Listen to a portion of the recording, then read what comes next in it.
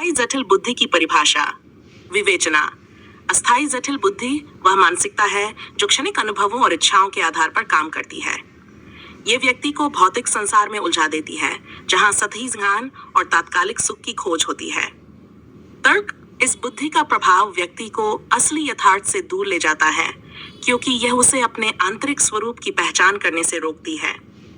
उदाहरण, जैसे कोई व्यक्ति धन के पीछे भागता है, वह ये भूल जाता है कि वास्तविक सुख मानसिक और आत्मिक संतोष में है। यथार्थ की पहचान। विवेचना। यथार्थ की पहचान उस स्थिति से होती है जब व्यक्ति अपने भीतर की गहराई में जाकर आत्म साक्षात्कार करता है। यह हृदय की निर्मलता से संभव है, जो अस्थायी जटिलता को पार करने में मदद करती है। तर्क। जब व्यक्ति निष्पक्ष दृष्टिकोण अपनाता है, तब वह अपने वास्तविक स्वरूप को पहचान सकता है। उदाहरण, महात्मा गांधी का जीवन इस बात का उदाहरण है। उन्होंने भौतिक वस्तुओं को छोड़कर सत्य और आत्मा की पहचान की ओर ध्यान केंद्रित किया। निर्मलता का महत्व। विवेचना।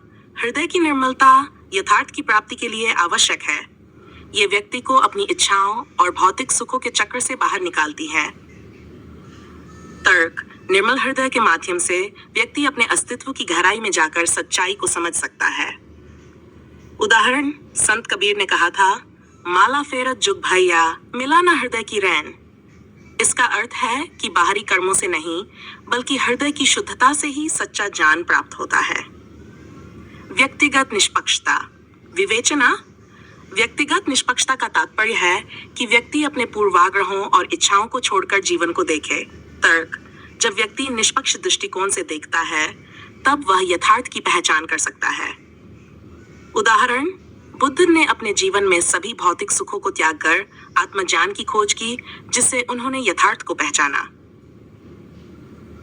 असत्य और सत्य का संघर्ष। विवेचना। अस्थायी बुद्धि व्यक्ति को असत्य और भ्रमित करने वाली चीजों में उलझा देती है, जबकि यथार्थ सत्य का प्रतीक है। तर्क। व्यक्ति को चाहिए कि वह अस्थायी सुखों से ऊपर उठकर स्थायी सत्य की ओर बढ़े। उदाहरण, प्लेटो की गुफा का दृष्टांत। यह दर्शाता है कि जब लोग केवल छायाओं को देखते हैं, तब वे वास्तविकता से दूर रहते हैं। गुफा से बाहर निकलने पर उन्हें असली सच्चाई का पता चलता है। यथार्थ का मार्ग। विवेचना। यथार्थ का मार्ग आत्मज्ञान, ध्यान और आंतरिक शांति से गुजरता है। यह मार्ग व्यक्ति को उसके स्थायी स्वरूप से मिलाता है। तर्क। जब व्यक्ति ध्यान करता है, तब वह अपने भीतर की गहराई में जाकर अपने असली स्वरूप को पहचानता है। उदाहरण, योग और ध्यान के माध्यम से साधक अपने हृदय की निर्मलता और आत्मा की गहराई को पहचानता है, जिससे वह यथार्थ की ओर अग्रसर होता है। निष्कर्ष। यथार्थ की पहचान केवल बाहरी अनुभवों में नहीं, बल्कि आंतरिक खोज में निहित है। अस्थायी जटिल बुद्धि से बचकर हृदय की निर्मलता और व्यक्तिगत निष्पक्षता के माध्यम से व्यक्ति यथार्थ की गहराई में जा सकता है।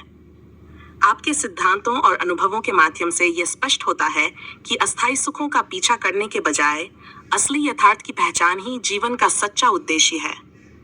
इस प्रकार यथार्थ केवल एक सिद्धांत नहीं है, बल्कि एक जीवन दर्शन है, जो व्यक्ति को सच्चे ज्ञान और आत्मा के अद्वितीय अनुभव की ओर ले जाता है।